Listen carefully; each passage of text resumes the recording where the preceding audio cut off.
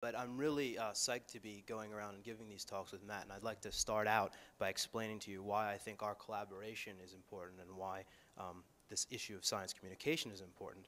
And I'm going to do a bit of personal narrative at the outset to show you how I've gotten to where I am. In 2005, I published this book, The Republican War on Science, and at the outset of talks, I do like to disclose to my listeners that there was no conscious intention on the part of the illustrator here to construct a visual pun which turns upon my last name and the image of the elephant. So we really only noticed that later. And also, we weren't trying to echo the cover image of another popular book that you may or may not be familiar with. So the book was well received, it sold well, and I, as any writer with a book tends to do, headed out on the road to talk to audiences about the subject. And when I did so, in my speeches, I unveiled a by now familiar litany of abuses by the Bush administration against science, some of them pretty egregious, things like this: an internal Environmental Protection Agency memo in which scientists at the EPA are complaining that the White House has made major edits to the climate change section of the EPA's report on the environment, indicating that, quote, no further changes may be made. And down at point 2, the EPA scientists are saying the White House's changes have been so extensive that the report no longer accurately represents scientific consensus on climate change. So this is the epitome of political interference with science, political people telling the scientists what to say and telling them to say something that's wrong. Unfortunately, there was a lot of this kind of thing in the Bush administration. So I'd give talks outlining all these kinds of abuses and misbehaviors, and my audience by the end was pretty ticked off by all this stuff, and then all the hands would go up. And they would say, okay, you've made me really angry, really frustrated, you made me want to punch a wall, you haven't given me any release. What can I do about this problem of science abuse? And I quickly realized that my instinctual answer to that question, which was, oh, just buy the book, was probably not sufficient. So I started thinking about more constructive solutions to deal with this broad science, politics, society gap, which was at the core of what I was writing about. So I proposed solutions touching upon government policy. You know, let's strengthen congressional science advice. I proposed solutions turning upon the role of the media, because there's a lot of problems with the way journalists treat science. There's the problem of 50-50 balance, so constructing a phony debate even when one doesn't exist within the world of science in your media coverage, and giving equal weight to to scientific perspectives or scientific sounding perspectives that have not, in fact, have much publication strength behind them. And it's not just the way the press covers science, but the volume of attention to science in the first place is an issue. So most journalists, I think, would much rather cover something like this than a scientific topic. And you may say to yourself, well, this looks at least vaguely scientific because it resembles a UFO, and at least we might, you know, sounds like sci-fi, but we all know this is Britney Spears, and when Britney Spears shaved her head, I think that if you ask the average person on the street whether they know about that as opposed to whether they know that the Intergovernmental Panel on Climate Change released its latest report, you can imagine what the answer is going to be. And then the third issue area where I wanted to propose some solutions involved the way that scientists themselves attempt to communicate through the media to the broader public. And oddly, this was the most controversial suggestion. But my experience on writing on science and politics had slowly taught me that there are some rules of scientific research which are pretty well understood. The rules of peer review, winning over consensus of experts to your position, reproducibility of data, all these kinds of things. We know these very well. These are the rules of knowledge creation.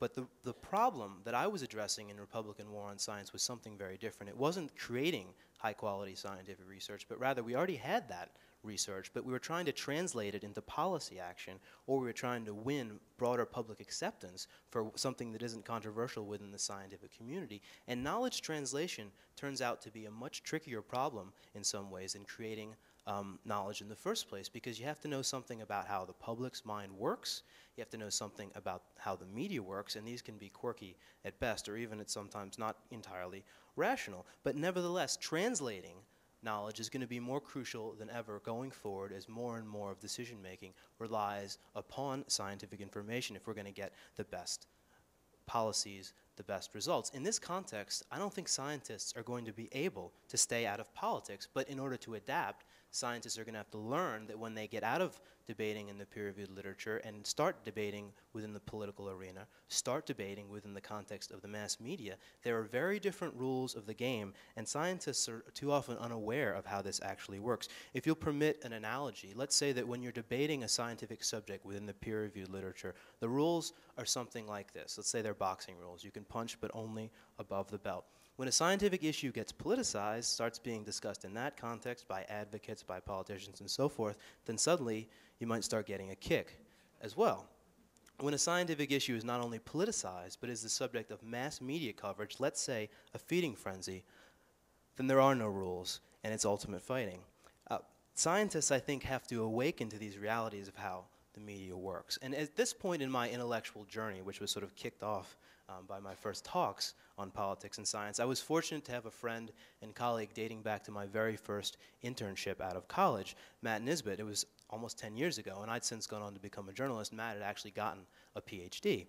And his research focuses on what we know from 60 years of social science work about how the public makes up its mind on political controversies and then applies that research to scientific controversies. That's Matt's innovation, assuming that they may not actually be all that different than political controversies. And Matt's work on framing in particular seemed very relevant to me. I thought it offered some important solutions to this problem, this broad problem of knowledge translation. We've got the information, but why can't we get people to accept it? Why can't we get politicians to use it? And this ultimately led to our joint April 6th piece in Science, which I've passed out copies of.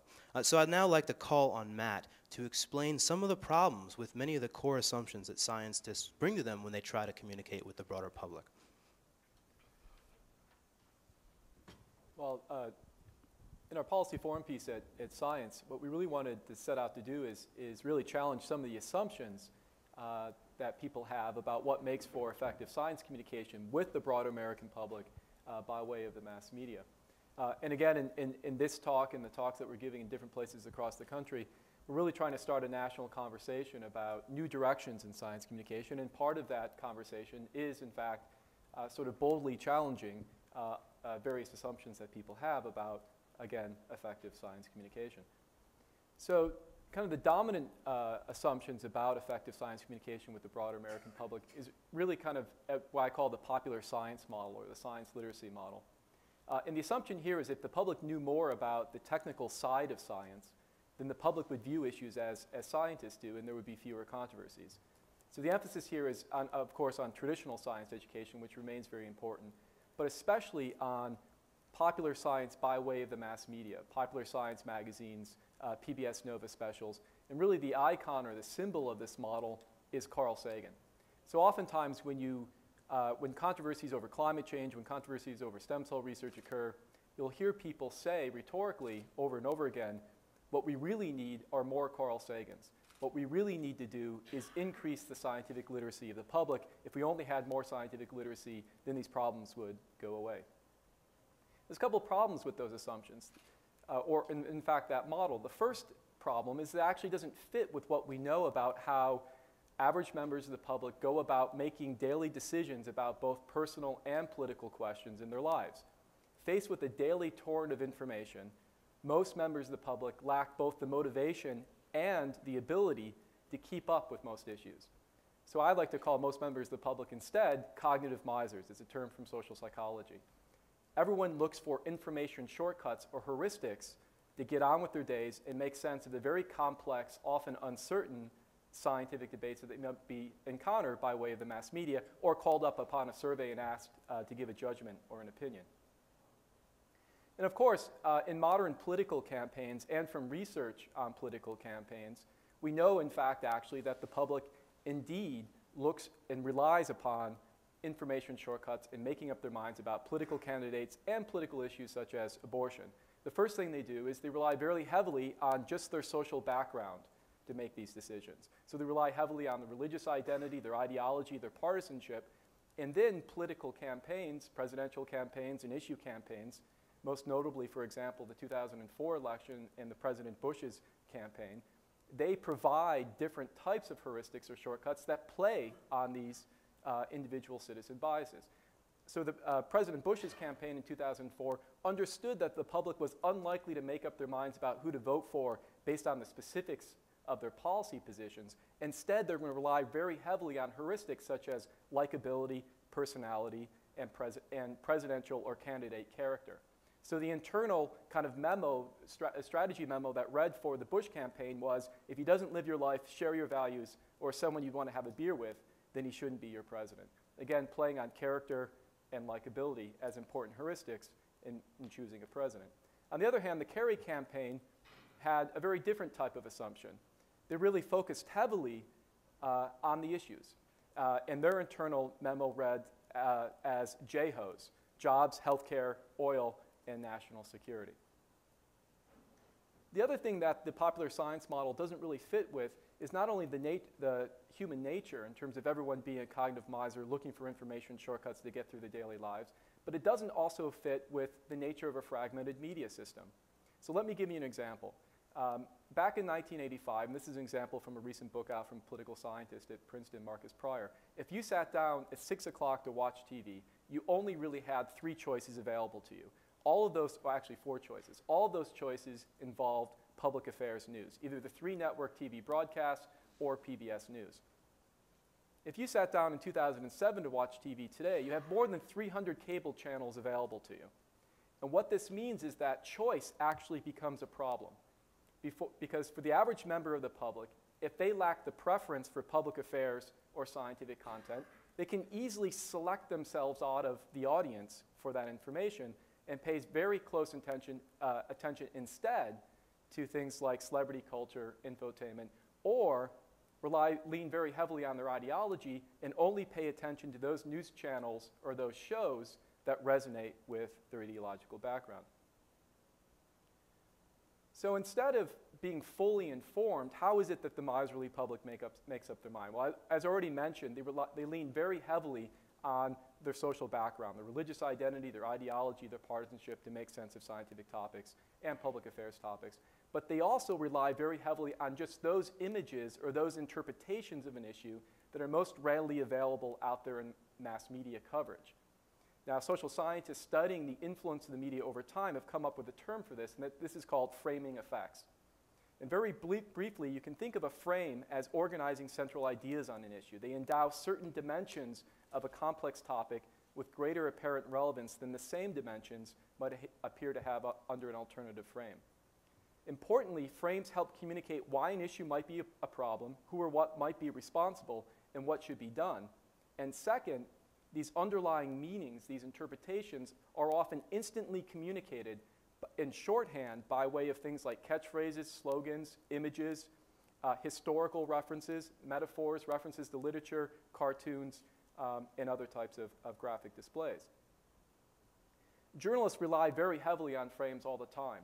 This is how journalists are able to file a story under a tight deadline and condense a story down in its complexity to just 800 words in a way that resonates with their audiences. So as Chris and I will talk about coming up, this is one reason why science writers and political journalists often define the same issue in very different ways. They have different backgrounds in how they approach the story, but they're also writing for very different audience groups. Citizens, as cognitive misers, rely on frames all the time to make sense of complex topics. And importantly, to make up their minds about an issue, oftentimes in the absence of knowledge. And not only making up their minds in the absence of knowledge, but also to express their opinion or articulate what they believe to others, again, with very little information. Finally, citizens oftentimes accept only those frames, interpretations of an issue that match their social background, their religious identity, their ideology, their partisanship. Finally, scientists use frames all the time too. Frames are embedded as part of the human communication process. Right? So when a scientist tries to communicate the specifics of the research findings to a specialist in another field, they define the issue in a way that resonates with the background of that non-specialist. When you write a grant proposal as a scientist, you're writing for that specific audience, that grantor, and you're accenting certain dimensions of your research or its implications over others, reducing down complexity. And in fact, when you put together a PowerPoint presentation, that in itself is an exercise in framing. What's interesting is if you go back through research, you actually can begin to identify a generalizable set of frames or latent meanings, categories of interpretations that appear to span across science-related policy debates. And these interpretations or frames were first described in a classic study in the American Journal of Sociology by William Gamson, a sociologist at Boston College, and subsequently published and then further developed in studies of not nuclear energy, but applied to the controversies over biotechnology in the United States and some research that I've done with colleagues, and then across Europe by researchers at the London School of Economics. And as Chris and I will present tonight, we believe that the same category of frames applies to other issues such as stem cell research, teaching of evolution in schools, and climate change. Okay, very briefly, this set of kind of general categories probably rings familiar with you. Oftentimes, social progress and economic development are two selective interpretations of science that have promoted science historically, especially in the post-war period in the United States. On the other hand, when a technology like nuclear energy, or even things like plant biotechnology or nanotechnology is opposed, interpreted in negative ways, it's framed as a Frankenstein's monster, a Pandora's box of unknown disaster. And throughout this presentation, we'll again apply these different generalizable meanings to different types of debates, such as climate change, stem cell research, and the teaching of evolution. And we'll come back to this framework at the end. Finally, you can think about research and framing and its implications like a communication technology.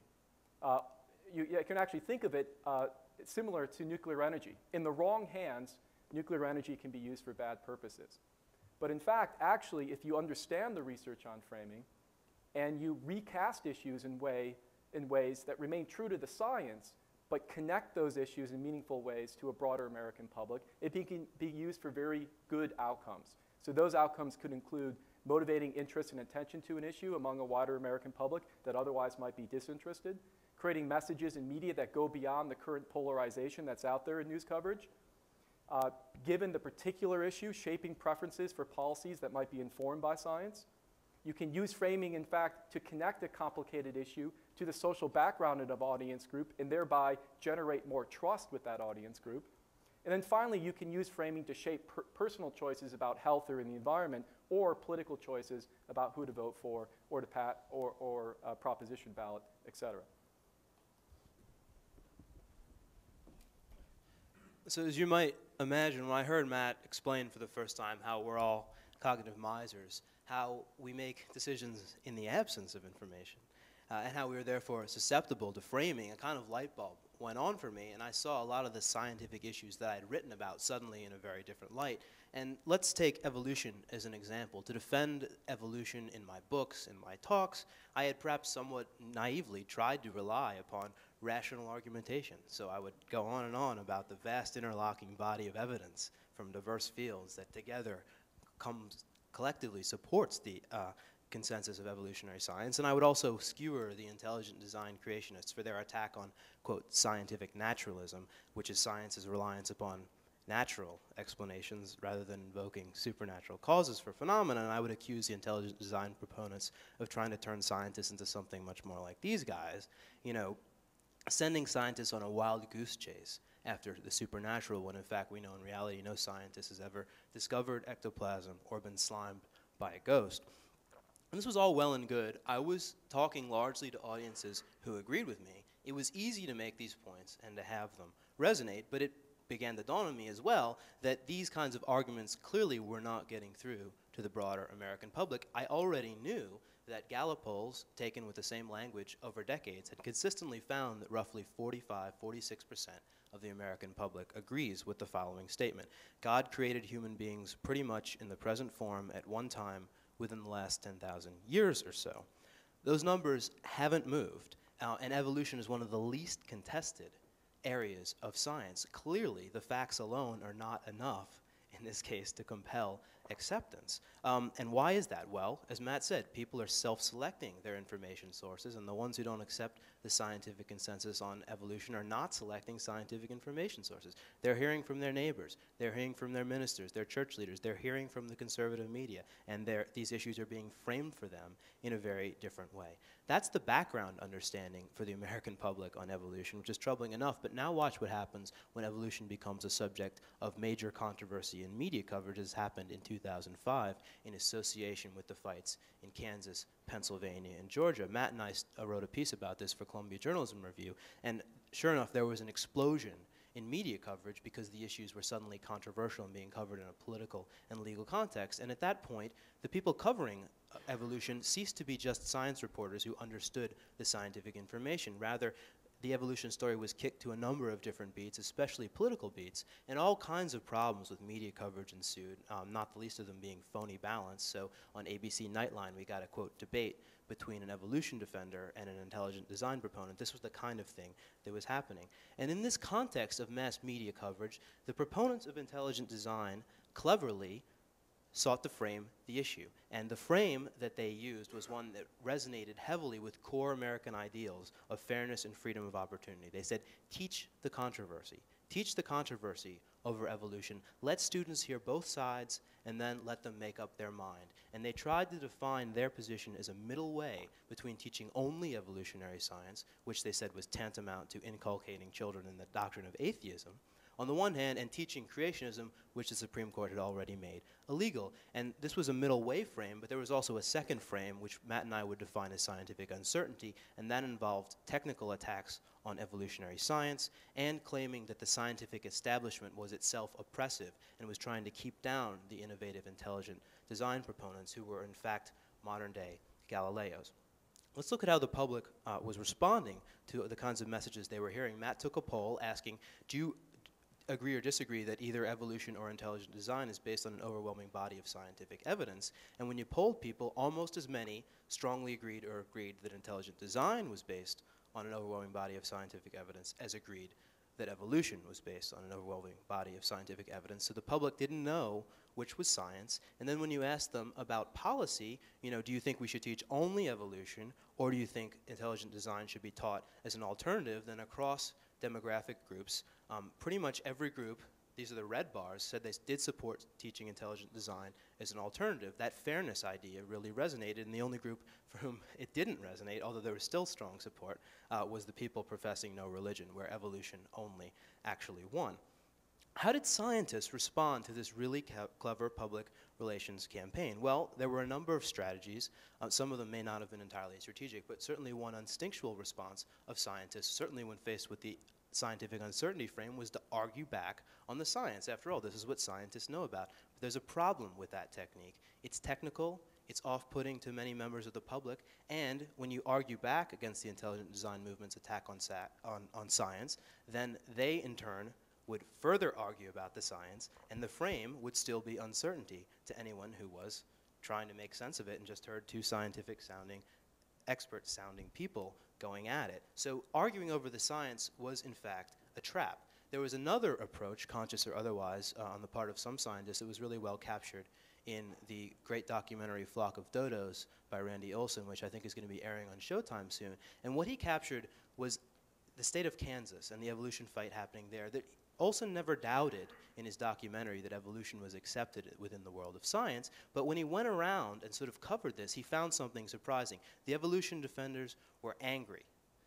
They didn't have a communications campaign. What they had was their outrage, and it was epitomized by the scene at the poker table in this documentary, which I really encourage you to watch, where one evolution defender, when asked how he's going to communicate on this issue, says, you know, I think people have to stand up and say, you're an idiot. That was... And by contrast, the intelligent design people, they might have been wrong, but they were really nice people. You wanted to go over to their house and eat corn on the cob and go for a ride on the tractor. And he really captured this in the documentary. So evolutionists weren't putting good public face forward, and sometimes they were hurting themselves even more by mixing up their defense of evolution with attacks on religion. And Richard Dawkins, I think, is the epitome of this. He is one of our leading defenders of evolution. He is also now one of our leading proponents of atheism. And attacking religion, whatever else you might say about it, does not appeal to core American values. The media covers it as conflict, as you can see here, God versus science. It turns off a large bulk of the American public, and it also reaffirms a stereotype held by many religious conservatives, which is that evolution is an attack on their faith, and there you are going around attacking their faith. So Matt and I would propose some different communication approaches on evolution. The first one is, let's get that social progress frame working for us. Let's define evolution as laying the groundwork for medical advances, laying the groundwork for a better understanding of bird flu. Let's try to have a middle way approach of our own, explaining that many religious scientists, many religious leaders actually have no problem with evolution. Many average citizens of faith have no problem with evolution. There is a middle way here. And finally, let's try a public accountability frame, which is what I think worked for us so well in Dover, Pennsylvania. And the narrative here would go something like this. A small group of religious conservatives took control of the school board and tried to push their narrow religious view on a community of diverse faiths, and that's wrong. But a Republican judge and a Bush appointee exposed that corruption in a landmark legal opinion. And if you want to make this a really appealing message, you can add that the judge is even good looking. And in fact, after his 130-plus page technical legal opinion in the Dover Evolution trial, Wired magazine named him one of the sexiest geeks of 2005. So the evolution fight is now died down, but American history suggests that it will flare up again soon enough. It always does. It's always with us, and I think the question is whether we'll be better able to frame our message the next time around. Okay, moving from evolution to the stem cell debate and how framing and different types of communication strategies have moved public opinion over time. And really the stem cell debate is actually a success story in how a coalition of scientists and patient advocates and others marshaled the resources and really shaped policy preferences on this issue to overturn Bush's compromise decision in 2001. Well, first, how is the public making sense of the complicated nature of the stem cell debate? Well, the first thing is they're not necessarily relying on knowledge, because in fact, knowledge of the specifics of the science or the policy debate remains very low, despite record amounts of media attention to a scientific topic. Perhaps only climate change has received more media attention than stem cell research over the last 5 or 6 years. And in fact, probably more, tens of millions of dollars of political ads have also been run on this issue. But based on a survey that I did back in 2005, I wanted to ask people if they had to know just the basic amount of policy and scientific information to make an informed decision, what should they know? So I asked people if they knew about Bush's decision in 2001, his compromise decision. I asked them if they knew what happened in California in 2004 on the Proposition 71 campaign. I asked them in a multiple choice question why they thought scientists think embryonic stem cell research is important. I asked them whether they knew whether or not the federal government actually regulated human cloning. And then finally, I asked them if they knew what the acronym NIH stands for, which roughly only 9% of Americans did. And across those 5 items, the mean scores in terms of knowledge, what I considered to be valid representations of core pieces of knowledge that informed citizens should know, was only 1.8. So in the absence of knowledge, despite record amounts of media attention, how is it that the public is making sense of this issue? Well, one thing they're doing is they're relying very heavily on just those interpretations or frames which are most readily available out there by way of media coverage. And one of the frames that's very available, as I'll talk about, is the social progress interpretation, that research leads to therapies and cures. And here's an interesting example of the effects of that frame. The Juvenile Diabetes Research Foundation in 2001 commissioned a poll where they defined in the context of the question the issue very specifically around social progress, talking about how research could lead to cures for diseases such as diabetes, Parkinson's, Alzheimer's, cancer, heart disease, and a whole host of other diseases. And not surprisingly, if framed in those positive ways around social progress, 65% of the public supported research. On the other hand, right about the same time, the National Conference of Catholic Bishops commissioned their own survey and framed the issue in the context of the question in a very different light, focusing really on morality and ethics, using language that connected the issue to the issue of abortion. They talked about experiments, the live embryos to be destroyed in the first week of development, and then asked people, do you support or oppose using your federal tax dollars for such experiments? And not surprisingly, if framed in those terms, you get the exact opposite result in terms of public opinion. Both surveys, nationally representative surveys of adults, in this case with the National Conference of Catholic Bishops, roughly 75% of citizens oppose research when framed around morality and ethics. So this is interesting. What this tells me is that subsequently over the next 5 years, whoever won the battle to get their preferred interpretation out there into the wider media coverage, public opinion would probably follow along. So how is this frame contest playing out? Well, these are pictures that were on the news wires after Bush's veto of the legislation last summer that would have overturned his compromise position in 2001. On the left, you can see the proponents of research, when they appear at news conferences, they have placards in the back that emphasize this hope for cures, the social progress interpretation. This is the photo op that's captured and then relayed to Americans instantaneously when they're flipping through the channels on the news or in front page news coverage if these photos ran there. On the other hand, when Bush announced his veto legislation, he posed with so-called snowflake babies. These were babies that were adopted by parents from leftover embryos. And of course, he used the classic politician photo op, posing with a baby, to immediately translate for the wider American public that research involved crossing, in his words, an important moral boundary. And in fact, an embryo, which might be the size of the tip of your pen, is really a human child. And the image on the back, on the bottom, actually appeared on the front page of the Washington Post. And his press conference was covered live by all the cable news networks.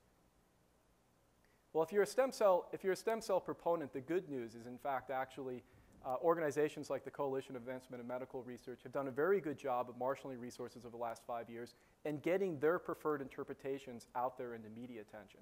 And what happens when this information flows there out into the media system? Well, it interacts with citizens' social backgrounds, leading to some type of policy preference outcome. So this is based on a study that I did based on survey data taken in 2001, 2002, and it's a classic interaction effect. For the non-religious to the moderately religious Americans, as I classified in this data, the more they report hearing, reading, or seeing about the issue, given a positive interpretation of social progress, as we'll talk about in a second, economic development, the more they support research. On the other hand, for the third of Americans who I classified as strongly religious, the more they report hearing, reading, or seeing about the issue, their religious identity serves as a very powerful perceptual screen, and their opinion little changes. So what's interesting is, in fact, actually since 2001 and 2002, as information, frames about the issue has flowed out there into the media system, and including through political ads, focusing on social progress and economic development, public opinion has moved in slight ways over the last 5 years to about roughly at the aggregate level across all Americans, roughly high 50% support. And importantly, among moderately religious Americans, mainline Protestants, and Catholics, public support for embryonic stem cell research, given a very dominant frame around social progress and economic development, has moved in support roughly 20 percentage points.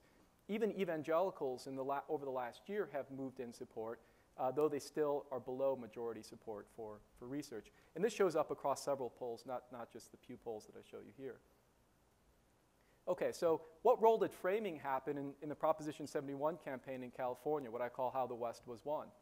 Well, in that campaign, the organizers of that campaign understood that in a very noisy presidential election season, trying to reach a public that lacked the motivation and the ability to pay attention to the science, it wasn't wise to do two things. One, attack the religious beliefs and tell them that they're stupid for not supporting the science. Or two, hammering home the scientific facts of the research, trying to improve scientific literacy in California, because then support would follow along, as the popular science assumption might be. Instead, they shifted the message and they shifted the messenger, remaining true to the science in most cases, but in fact actually being much more effective in their communication. So they teamed up with actors like Brad Pitt and Michael J. Fox, and these actors very narrowly focused over and over again in sound bites and media appearances on the social progress and economic development frame. And this is just from a transcript of Brad Pitt's appearance on the Today Show to a wider kind of soft news audience that probably respected Brad Pitt as an actor. Katie Couric asked him, "Brad Pitt, why do you support this proposition campaign?" The first thing he delivers is the social progress frame. It's the extraordinary opportunity we have here to eradicate diseases. And the next two interpretations he delivers are the economic progress frame, economic development frame. Our scientists are going to places like Singapore, and it's hurting our economy here in California. This is not actually a cost, but rather an investment in the future of our economy. Right? He stayed on message and delivered two very important positive interpretations over and over again throughout this interview. And what happened in California? Well, public support for the proposition campaign moved in August from about 45% to just before Election Day, about 55%, then on Election Day passed with 59% support. How did they do this? Well, they had a very focused message campaign, social progress and economic development. They teamed up, they matched scientists with celebrities, and importantly, the power of money. They spent $20 million on political ads, and the opposition only spent $300,000. So they made the information environment in California almost completely one-sided around the interpretations of social progress and economic development, and they were able to move public opinion in important ways leading up to the campaign. Now, what happened in California after they passed the Proposition 71 campaign? Well, the pro-life groups that initially opposed it became very smart in their framing. They realized that their pro-life interpretations, their morality interpretations, didn't necessarily resonate with the California public, importantly, that swing public. Instead, they shifted interpretations to focus on public accountability. Their argument went like this. They raised the question, is this science in the public interest, or rather, is this science in the private interest? Is this just feeding the interests of scientists and biotech companies, or is it actually leading to return on taxpayer dollars? And if it's not, who's going to hold the scientists and their institutions accountable? And in the Missouri campaign this last fall, which was a campaign to pass a constitutional amendment protecting the ability of scientists to do stem cell research in Missouri, the pro-life groups who opposed the constitutional amendment used this interpretation, the public accountability interpretation, very effectively, teaming up with celebrities like St. Louis Rams quarterback Kurt Warner to deliver the interpretation that this was actually a constitutional amendment that was going to spend taxpayer dollars to feed private interests, private science, and that's wrong. And they closed the gap in the opinion polls roughly 20 points leading up to the election day, though the constitutional amendment still passed. And they did it mostly through political ads. Okay. Stem cell research is also a very good example of you don't want to go too far in how you selectively interpret science for the public. You always want to remain true to the science, but that doesn't mean that you can't recast it in ways that makes it personally meaningful. Two examples, though, that might have gone too far in how the issue has been framed is one, John Edwards' remarks in 2004 on the campaign trail, where he said that if John Kerry were elected, Christopher Reeve would get up out of a wheelchair and walk again. Again, that's a framing that doesn't do justice to the uncertainties when research and therapies will be available, and maybe a timescale of 20 or 30 years. And then finally, oftentimes, if science gets wrapped up in nationalism, as was the case in Korea, you have frame examples such as this, the therapeutic cloning postage stamp. Again, this is a great example of a frame device, but probably goes too far. It immediately connotes this idea around social progress that research is going to let people walk again. And it's tied very closely to nationalism. Okay, finally, the last case study here, global warming. Global warming is also interesting like stem cell research. Today you have more information available by way of the mass media on global warming than any time in history. This is a graph that plots media attention to the issue of global warming and climate change at the New York Times and the Washington Post over the last 20 years. And what you can see is that actually the up and down swings of media attention don't necessarily follow kind of the linear increase in scientific research that's being produced on the issue, nor does it follow kind of the increasing scientific consensus on the topic as released by the IPCC report. Instead, the peaks in this cycle of attention follow very closely simply the drama of political moments. Until 2006, something else was different that happened in 2006. A confluence of scientific, cultural, and political events happened to make 2006 the all-time high in terms of media attention to the issue. Yet despite growing scientific consensus on the topic, more information available online or by way of media coverage than any time in history, all the poll information, all the poll data shows that the public still remains uncertain about the science and also the specifics of policy issues such as the Kyoto Climate Treaty. And this is just one example. This is surveys that were done by John Krosnick at Stanford University, when he was at Ohio State in collaboration with ABC. And in these surveys that show, they asked respondents, do most citizens agree global warming is happening, or is there a lot of disagreement? Even in 2007, only 40% of the public says that most scientists agree global warming is happening. So why is this? Again, it's this interaction between people's social background, their ideology, and just those interpretations or frames of the issue that are most readily available out there in media coverage. And here's a great example. This is a strategy memo that was uncovered by Environmental Working Group, and attributed to Frank Luntz, a GOP pollster. And in his strategy memo, based on focus group and survey work, he argues that the best way to talk about this issue, right, to downplay the urgency of the issue in any type of policy action, is to first frame it around scientific uncertainty. The scientific debate remains open. And then second, frame it around the idea that any policy action is an unfair economic burden. Why? Because countries like India and China are not playing along and also taking policy action. And what do you see out there in the mass media? You see conservative leaders like James Inhofe, the former chair of the Senate Environment and Public Works Committee, following this playbook very closely.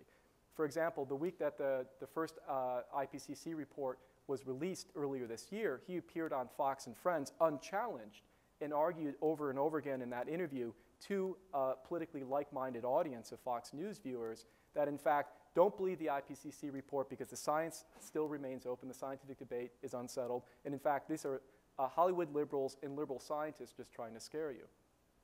On the other hand, George Will follows this playbook very exactly as well in his columns for his conservative and Republican readership at major newspapers and then on shows like ABC News This Week. So how have environmental groups and some political leaders like Al Gore, even some scientists have tried to counter this frame of scientific uncertainty and unfair economic burden? Well, they've gone almost to the opposite extreme in some cases and focusing really on what I call a Pandora's box or a catastrophe frame. And this is a great example from this magazine cover here of Time magazine. And what this focuses on are the dramatic consequences of specific climate impacts, such as more intense hurricanes. And the problem here is that the error bars for each one of these climate impacts remain a lot greater than the specific phenomena of human activities contributing to greenhouse gases leading to global temperature increases. And this interpretation or this frame leads to a counter-argument from people like Inhofe that environmental groups, journalists, and scientists, and Al Gore are just engaging in a form of alarmism, leading the debate back again, once again, to scientific uncertainty, what Chris in his book calls paralysis by analysis. And so what do you find in the opinion polls? You find what I call two Americas of public perceptions. And this is just one example, but you also see this across other survey organization results such as Pew.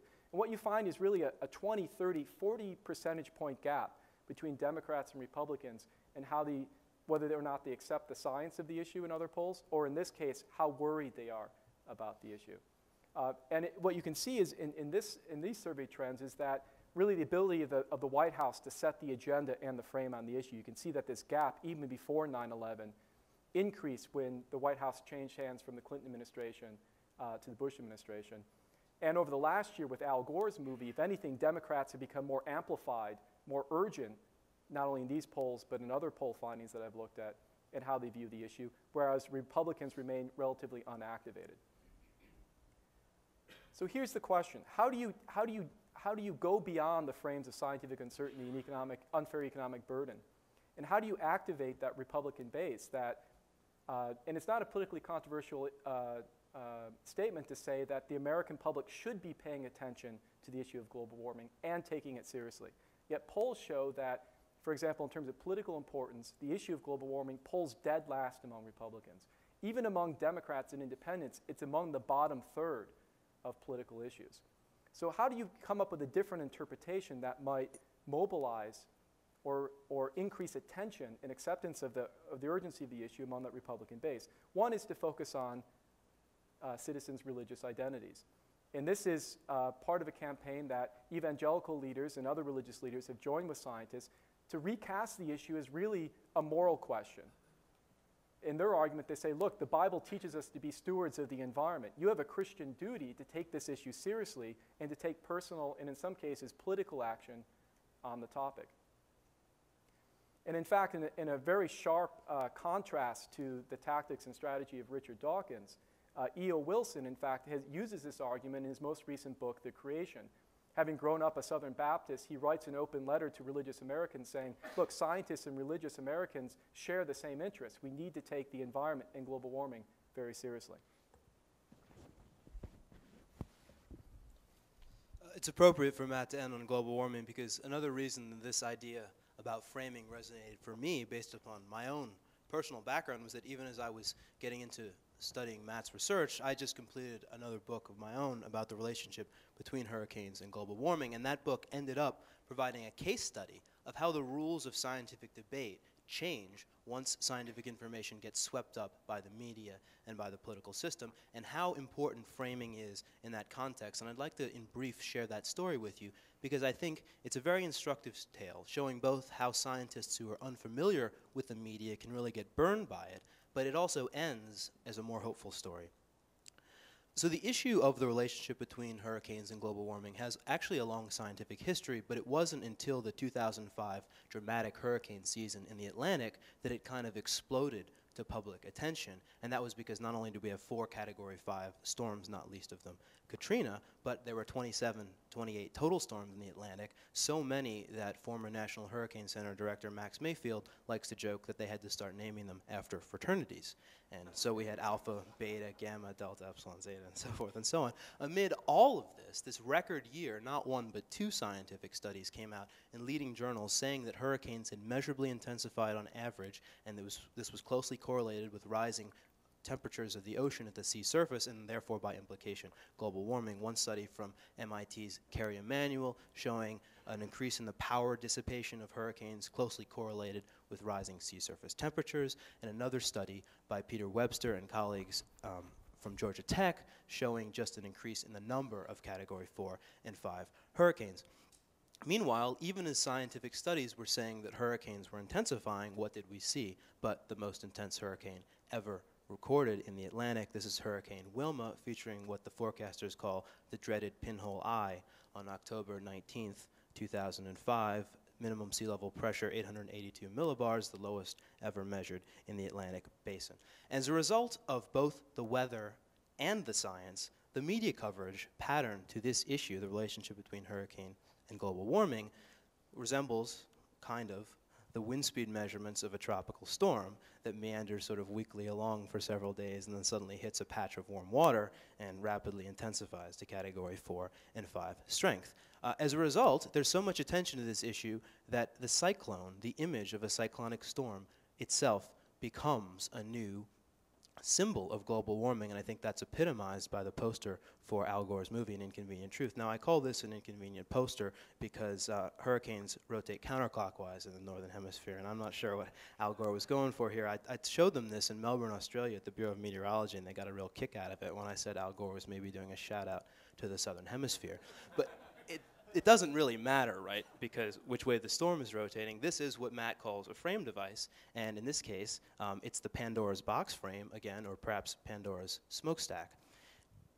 And Al Gore is signifying by this image that hurricanes equal global warming and that you should be alarmed. But in fact, in the world of science, a huge battle was going on over the validity of the results that I've just cited. And so as a result, we get a kind of case study of what happens when you add a vehement scientific debate together with a media feeding frenzy. And what happens is pretty shocking to scientists. So journalists start mucking around on this issue. They cover it even in 2006 when there's not a lot of dramatic weather, unlike 2005 in the tropics. And they cover it when there aren't a lot of scientific papers coming out initially that follow on the previous papers. So what did the journalists do? They started focusing on drama, individual personalities of scientists, and conflict. And this exacerbated the argument between the scientists, and the fight actually got quite personal, I think, in large part because of media coverage. And it's epitomized by a Wall Street Journal front page story where the journalists are applying a conflict frame.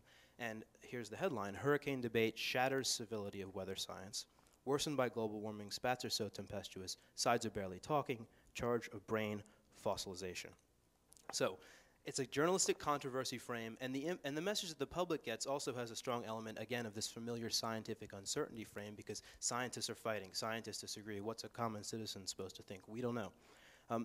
And the scientists themselves were really shocked, not only by the media feeding frenzy, but also by the tensions that arose as a result of it. And as the Webster team later wrote in the Bulletin of the American Meteorological Society, even senior scientists are ill-prepared for their first major experience with mixing politics, science, and the media.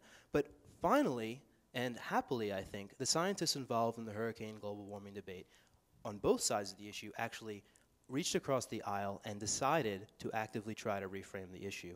In July of 2006, they released a joint statement in which they defined what Matt and I would call a middle way frame. So it wasn't about scientific uncertainty anymore. It wasn't about conflict, because they were agreeing, and they said, while the debate on hurricanes and climate change is of considerable scientific and societal interest and concern, it should in no event detract from the main hurricane problem facing the United States, the ever-growing concentration of population and wealth in vulnerable coastal regions. So in other words, give us 5-10 years, we'll sort out this scientific argument, but in the meantime, uncertainty doesn't have to translate into inaction, because there's some brain-dead obvious things we can do to protect ourselves from the hurricanes of today, We are very exposed, we are very vulnerable no matter what global warming is doing.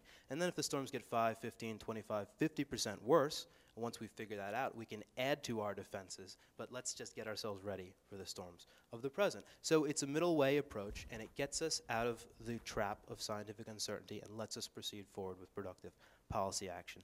I think there are two lessons here, and the first one is a lesson. They're both lessons for scientists, but the first one is that it can happen to you. Who knows what tomorrow's controversy is going to be? Who knows where the next media feeding frenzy is going to erupt? It may be your field, and will you be ready for that to happen? And the second message is that now more than ever, as the publication of these two studies in the middle of hurricane season shows, scientists simply, by doing research and then publishing it, have the power to drive public discourse and to shape societal decision-making. And science is only going to become more crucial, not less, to decision-making, to policy in the future, in the 2008 election cycle, and beyond. In this context, we have a problem because many, not all, but many scientists do still cling to this idea that they can just put the facts out there and the facts will speak for themselves and we'll all be better off for it. But the evidence that Matt and I have presented, I think, overwhelmingly shows that the facts do not speak for themselves. And if the facts are all we have, we won't necessarily be better off because the facts are going to get attacked by advocates. They're going to get twisted by politicians. They're going to get misrepresented or not covered or excessively covered in the media. They're going to get, in some cases, suppressed by government agencies, which was the problem in the Republican war on science. Scientists and science defenders,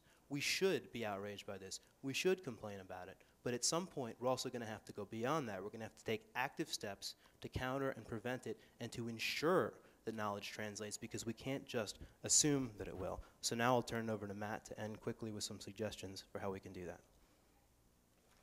Again, as I said earlier, we conceived of the speaking tour that we're doing as really trying to raise a national conversation about new directions in science communication.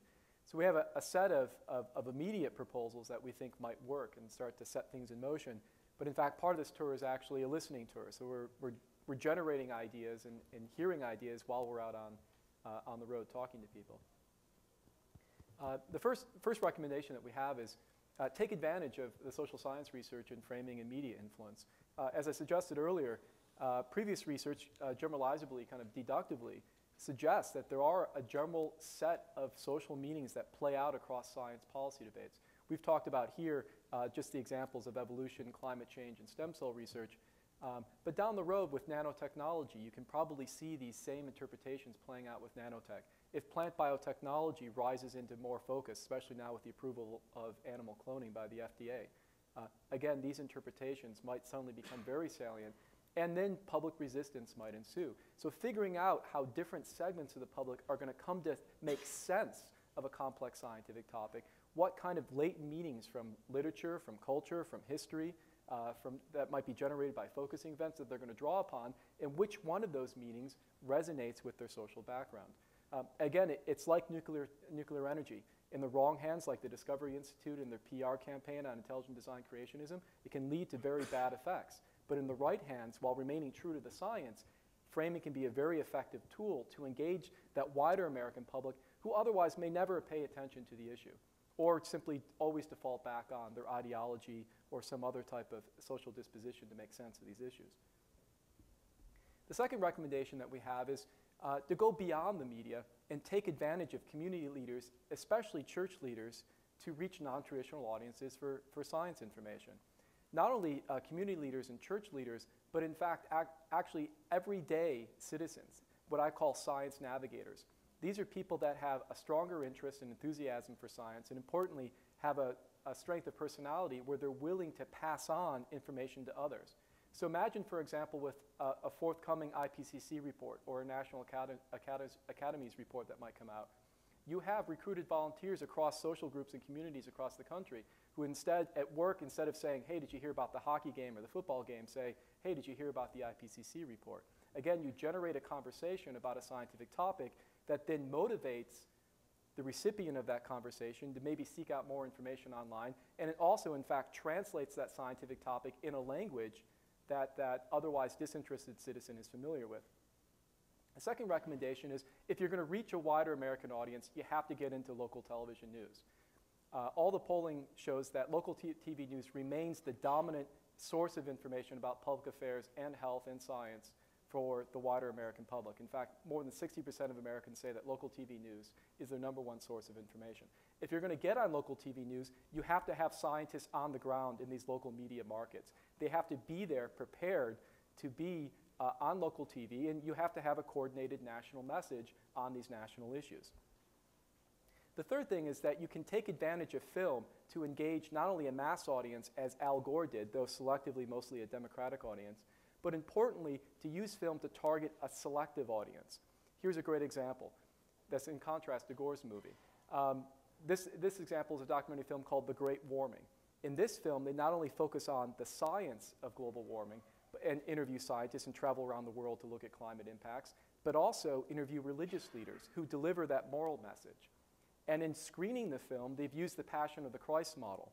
They've actually rented out theaters and had churches go and watch the movie in the theater. And what's important about a movie? Well, you can create a policy forum, a public discussion around a movie, because you show the movie, people come out, you invite different stakeholders and diverse members of the community, and then you have a discussion afterwards, which probably reduces a lot of the polarization, and people come away with a better understanding of the scientific topic and the policy issues, and a better understanding of how the community members feel about the topic. A second set of proposals is really focused on dealing directly with the media. And one thing that we want to hammer home is that science writers are not the problem. If there's any group of journalists that are professionalized, it's science writers. Oftentimes they have advanced degrees in science. They often see issues as scientists do. And on average, they do a very good job. In fact, it's when coverage spills over from that science beat, where it reaches an audience of science enthusiasts and the traditional audience for science and popular science, that communication breaks down when it becomes covered on the cable news networks, on political talk radio, on local TV news, in the political debate, the political pages, in the opinion pages. Instead of focusing narrowly on science writers or complaining about their coverage, focus instead on editors. Editors are the ones that assign the stories. They're the ones that you have to reach. If there's any problem with science writers, it's that they're losing their jobs, in fact. So editors are the ones you have to reach to really translate the message that it's incredibly important to have specialists on your news staff that understand the background of these issues and can cover it and contextualize it in a way that simply isn't always false balance. He said, she said, I'm clueless. The other thing you can do is, besides dealing with the journalists where they are now, actually building into journalism curriculum courses on scientific reasoning. I'll just use an example. This is a course that I actually started and taught when I was at Ohio State.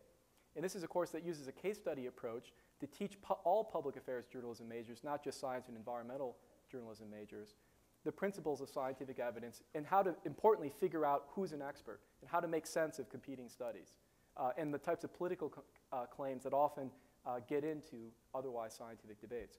And then finally, this is a recommendation that Andrew Revkin uses, and that's go beyond the tyranny of the news peg. And what this means is that instead of defining what's newsworthy in science by the release of a single scientific study, right, we need to start providing more context on science in terms of its political implications, its policy implications, and its ethical implications. What's one way we can do that and make the job easier for journalists? Well, when a very important scientific study comes out in a major journal, not only do you release that scientific study, but the editors actually commission separately a peer-reviewed study that focuses either on the ethical implications or, from policy experts, the policy implications. Now journalists have two parallel news pegs to cover not only the science, but also the policy and ethical context.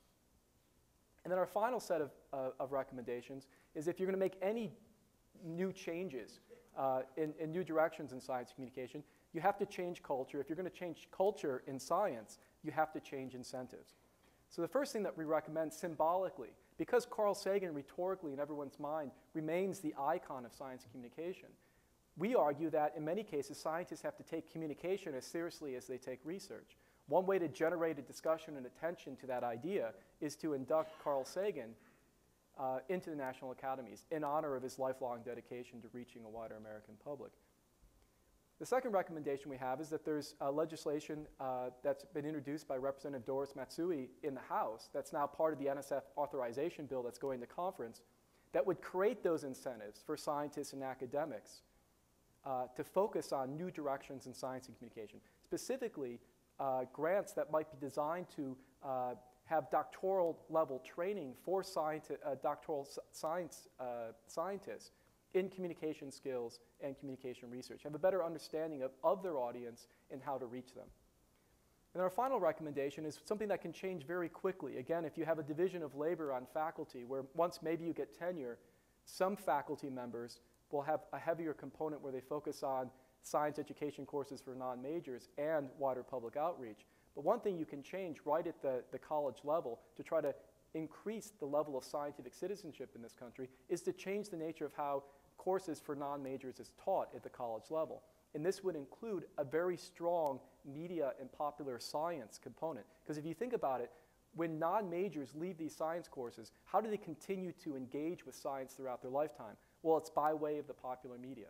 If you can introduce all the rich sources, many of these rich sources of popular science media into a class and socialize students into enjoying using these media, then after they leave these non-major courses, you have a better chance of not only them actually paying attention to science coverage, but also having a sense of science media literacy where they can make sense of these competing claims that often get into coverage.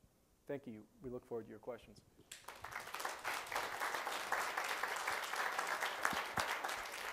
If we have time for them.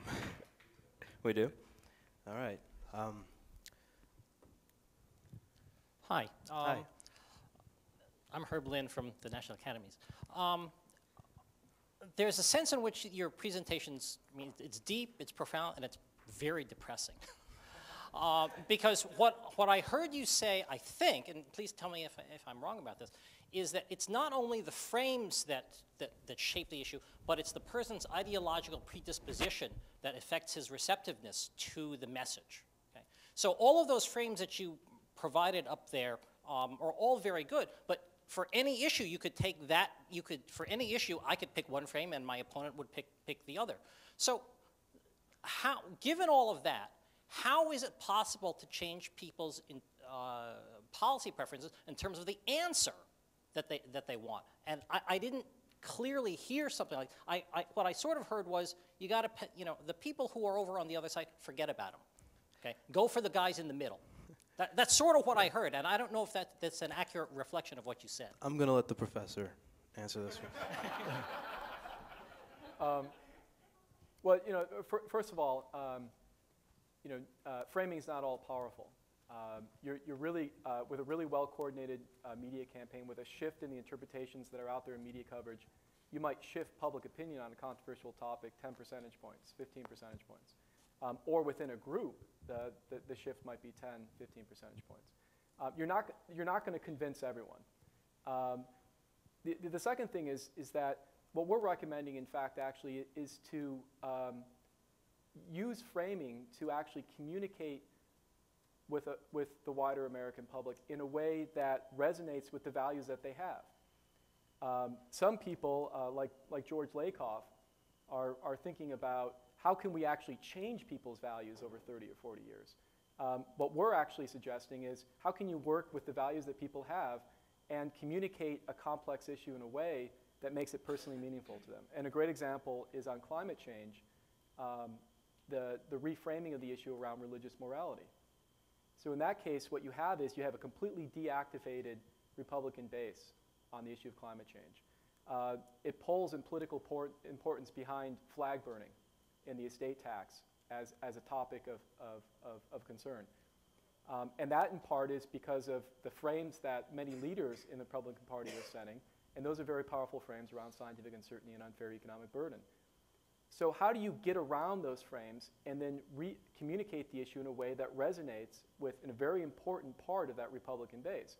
Well, you recast the issue in religious terms and say, no, this is not a question of scientific uncertainty. No, this is not a question of economic burden. This is really a question of being true to the Bible and what the Bible teaches us about environmental stewardship. Another example with climate change. How do you engage maybe a moderate Republican base that's very concerned about economic growth and, in fact, economic potential and investment, maybe the readership of the Wall Street Journal? Well, those are stories that are really looking at the investment potential of a cap-and-trade emission system, and that this might actually create investment opportunities where people can make money. Suddenly now you have a moderate Republican base of readers of the Wall Street Journal that are paying closer attention to the issue of climate change because it resonates with their own personal interests or how they or a very strong part of their worldview. I'll just add one point. Yeah, framing is not all powerful, and we recommend adopting framing techniques in combination with improvements in science education and other attempts to change what increase people's knowledge about science on a long-term basis. Framing, in many cases, is a more short-term solution, and that's why Matt has studied its effect in the context of elections or proposition campaigns. Things of that sort. Yeah, yes? Yeah, so oh, okay. Following up on that sort of, I'm very sympathetic to the whole approach. One question I have, though, that you sort of alluded to, is the journalists that you're actually talking to. And I have very limited experience with that, but it is different talking to a journalist who's writing for the science pages and a journalist who's writing for the political pages.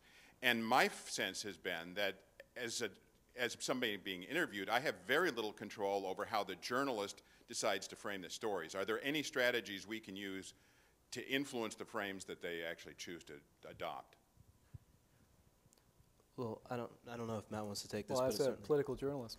Yeah, I mean, well, certainly if you're more aware, you're already a step ahead of many scientists who don't know that there are distinctions between different kinds of journalists. This is a surprise to them. So if you know where the journalist is coming from, you're starting in the right place. And then, you know, you can say, well, I can tell how you're framing this story, but that's going to be unfortunate because, and you can actually have different interpretations to suggest that are not scientifically inaccurate. But one journalist, one story, you can't, if they've got something in their head, you know, you're probably not going to be able to make them get off of it. Once a journalist thinks they know, because it's hard enough to figure out how the heck I'm going to frame this in 6 hours. So once they've got it, you know, it's hard to let go of it. But if there's a broader communication campaign, and it's successful, it will be reflected in media coverage and public opinion. I would say it depends on the context. If you're going on TV and you're sitting down for a local TV news interview or you're on cable news, you have to walk in with 2, at most 3 key points that you want to get across.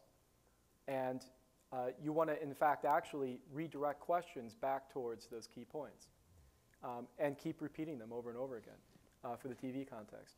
On the other hand, oftentimes you'll get a political journalist who might be interviewing you who you sense is going to engage in some type of balance. They're going to call up the other side. And you might say, look, you know, I know that probably your editor is pressuring you to make sure that there's balance here, but if you are going to balance this, make sure you include this statement.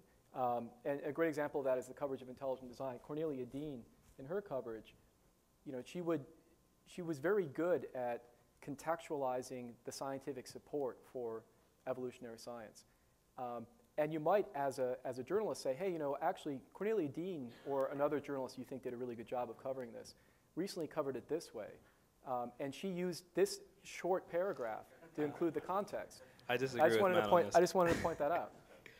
Journalists are competitive. Don't tell them what. Well, sure. I mean, look, journalists are competitive, but they're also already trying to in disagreement. It's the second talk. They're trying to do their job. You know, they're trying to. If you can make their job easier, if you can give them ideas and make their job easier, saying, you know, I know you're not going to use what Cornelia Dean used, but take a look at how she did this, right? This has been a terrific presentation. You've emphasized the importance of the social context affecting how scientific information is received. As someone who's spent a career in education, I think we've done an atrocious job in promoting scientific literacy in the American public. And the question is, if, obviously this is a hypothetical, but if we did a better job, is it possible that that could offset some of that social bias? Do you think? I'll take a brief crack. I think that if we had a better educated public, we would be better off in any number of ways, including these. But I'm very well educated, I think, about the scientific subject that I write about. But just like any other member of the public, if you take me out of my area and you ask me complicated policy questions on, let's say, the minimum wage, or let's say prescription drug coverage under Medicare, then suddenly I'm a cognitive miser. Suddenly, You know, I'm making decisions, unless I really study up, in the absence of information. So I don't know if you can get the public fully informed about the vast diversity of scientific subjects that exists. In fact, most scientists are not informed about fields other than their own. Yeah, Well, I'll let Matt I think, you know, it's very interesting. Over 30 years of public opinion research on science topics has kind of moved in a different direction. And it actually is an interesting study coming out that's a meta-analysis of studies of the influence of scientific literacy on public opinion about science. And what the meta-analysis actually shows is that, yes, there is a slight positive correlation across studies between scientific literacy as measured knowing the facts of science and very kind of a few questions on how science works as a process. But it's a much stronger impact on public opinion of people's religious identities, their partisanship, their ideology. And again, you know, it also begs the question is, you know, we don't think of people with political expertise knowing more about politics necessarily leading to one direction of opinion. So it's not as if the more you know about politics, the more likely you are to vote Democratic, right? In fact, some of the greatest opponents of issues like plant biotechnology know the most about it and the science, right? So really, you always come back to this interaction between ideology and information and how it's packaged. And if anything, I think investment in science education remains important, but it's not necessarily about translating facts that then serve as a shield or a filter on people, how they make sense of issues, but rather really socializing a worldview. And that's really a 30 to 40 year process. And I'll just leave you, the great paradox is that more and more people, levels of education have increased over the last 20 or 30 years. We have more information available to us about science at any time in history, online, et cetera, yet scientific literacy remains roughly the same. And again, it's about motivation and ability to use that information. Thank you very much. We're going to end the session. Thank you, Matt.